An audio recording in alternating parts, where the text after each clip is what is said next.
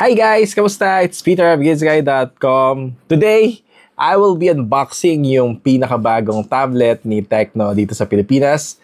Ito yon, the Tecno MegaPad Pro. Tara, silipin natin. Sabi ni Tecno, itong MegaPad 10 Pro is a productivity-focused tablet with plenty of AI capabilities para mas mapadali yung buhay ng users niya. Yung first thing na makikita natin is obviously the device itself, and as you can see here, hina-highlight niya yung mga key specs ng device. And for 10,999 pesos, parang promising to. You get a 12-inch 2K display, 10,000 mAh battery, may Tecno AI pa, quad speakers, tapos Dolby Atmos. Promising.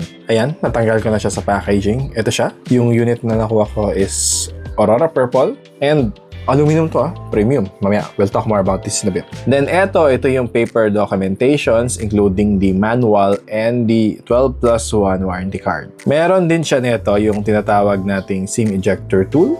Tapos ito, Type A to Type C data and charging cable. Of course, meron din siyang Tecno branded na power brick, USB-A, and obviously, complete to with all of the safety certifications you need to ensure na hindi siya puputok basta-basta. Another thing that I really like here is meron siyang kasamang MegaPad Pro Bluetooth keyboard na nagpa-promise na meron siyang PC-like typing experience, 120-degree magnetic positioning, quick connect technology, and 179-day super standby. Unbox din natin to. And eto siya, leather-like yung feeling. Tapos pag in-open natin, ay na yung keyboard niya. Uy, maganda yung magnets. Premium Not bad to for a freebie Tapos, let's say in the future, bibili ka ng pen for the tablet, stylus. Meron siyang ganitong attachment na ilalagay mo dito sa keyboard case. Nadidikit siya. So, yan, pwede mong i-attach dyan yung pen para hindi siya mabilis mawala. Clever. Setup ko muna siya saglit, tapos first impressions na tayo. Siyempre, yung una kong ginawa, kinabit ko agad yung keyboard. Ito siya, and it is very easy to connect. Ang ginawa ko lang is, pinindot ko lang yung sa gilid niya. And then lumabas na agad dito sa gitna ng interface ng tablet yung connect now. So, after that, connected na agad yung tablet sa keyboard. Mabilis lang siya. Testing natin yung keyboard. Ayan, GizGuy.com. Siyempre, ano pa ba? Love your own. And then, try natin mag-split screen. Ayan. Ito. May split screen siya. So, sa notes. So, pwede ka mag-note taking, testing note. Tapos, type tayo dito. Backspace. Type. Responsive. It is very responsive. And ito, because malaki yung display niya, 12 inches, you can multitask easily and better. I think maganda rin yung aspect ratio niya. And feeling ko, pwede na to for students. This one. So tara, let's check naman yung build niya and design. Ito yung Tecno MegaPad Pro LTE. And ito naman yung iPad Air ko.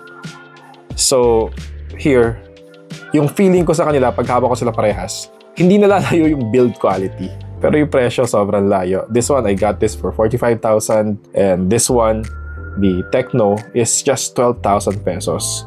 Obviously, mas maganda yung iPad overall, pero gets nyo, for the price, hindi to mukhang cheap. It is actually very premium looking. Manipis pa siya, Manipis pa. And very solid yung pakiramdam. Ang ganda nung quality niya. Even the display is decent. This one is a 12-inch. I think ang marketing nila is 2K siya. But I think yung resolution niya talaga is 2000 by 1200. So basically, slightly above 1080p. Not bad na yun kasi magkano lang naman itong tablet na to. And 120Hz pa yung refresh rate niya. So, medyo smooth siya overall. Yung display is actually very good din. 12-inch siya. 86% yung kanyang screen-to-body ratio. So, meaning, medyo manipis yung kanyang bezels, pero hindi sobrang nipis na awkward siya hawakan. Masarap pa rin siya hawakan, and hindi ka pa rin magkakaroon ng mistouches. Kasi pag sobrang nipis talaga ng bezels, minsan, yung screen na yung mapipindot mo, instead na hawakan mo lang yung gilid niya. And that is not bad for an 11,000 pesos tablet. Actually, very rare pa yung gantong features sa gantong presyo.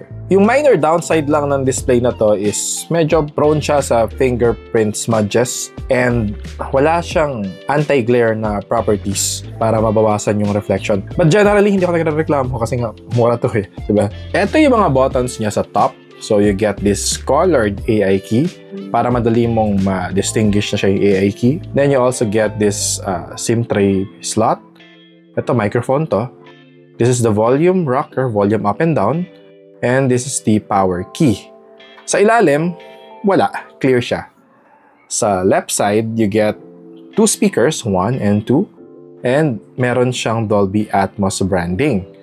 Sa right naman, meron siyang Type-C port. Hindi ko alam ba't hindi siya naka-center. Baka may design to sa PCB niya na it won't allow it to be centered. Then you get another 2 speaker set dito. So in total, 4 yung speakers niya. And sabi ni Tecno, that's for a more immersive sound experience. And here, ito naman sa display, nakikita nyo yan sa gitna. Ito. Yan yung kanyang camera, selfie camera. And dito naman sa likuran, ang smartphone yung camera island niya, indicating that it has a 13 megapixel shooter and may LED flash pa. Etong isang to, I think, hindi ko alam kung design lang siya or what. Baka may sensor dyan somewhere. But anyway, single 13 megapixel siya sa likuran. If you will notice, ang nipis ng tablet, sabi ni Tecno, 6.9mm lang ito. It is a little hefty at 547 grams, but not too heavy at all.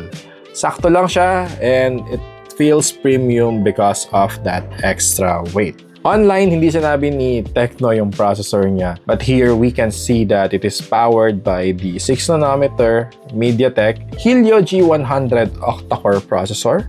Basic yon na processor and that is common sa mga phones and tablets under 10,000 pesos. That's not bad kasi for most tasks naman na pang smartphone, more than good enough na siya kasi you will be using this for entertainment. You will be using this for browsing. You will be using this for documentation and maybe helping you with AI tasks, di ba? Kasi mga AI tasks ngayon, nakakatulong talaga sa productivity. And more than enough na yung 8 gigs of RAM and yung processor nito overall. Siguro makaka-feel ka lang ng hiccups dito pag nag-install ka ng mga demanding na games. And Tecno did not design this for that. So it is for productivity, it is for students, it is for work, and it is for entertainment on the go. Trinay ko rin siya sa music playback and I am genuinely impressed. Kasi loud siya, clear, may konting harshness sa highs, pero generally, for the price, super okay siya. May konting bass touch pa nga eh. First impressions ko is, I'm happy, and this is pretty solid naman overall. Happy ako na meron ng mga gantong tablets ngayon na 12-inch na yung size niya. Halos laptop level na siya. And then, you get this near complete package.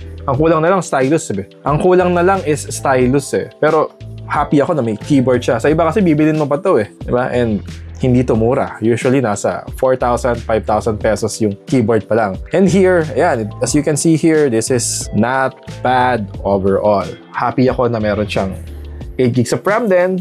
10,000 mAh pala yung battery niya. Ito test natin yan. Ang laki nun, ha? Considering na manipis lang siya at just 6.9mm. 10,000 mAh pala to. So, probably matagal-tagal to bago malobat. And ayan, no, I think decente rin itong selfie camera niya na kaya mag-take ng 1080p video for video calls, di ba? And let's say, gagawa ka ng mga Zoom meetings, parang okay to. Ito, ang dami pa niyang AI features na i-explore natin in the coming days. Again, here in the Philippines, yung tablet is priced at 10,999 pesos. Watch out for our full review.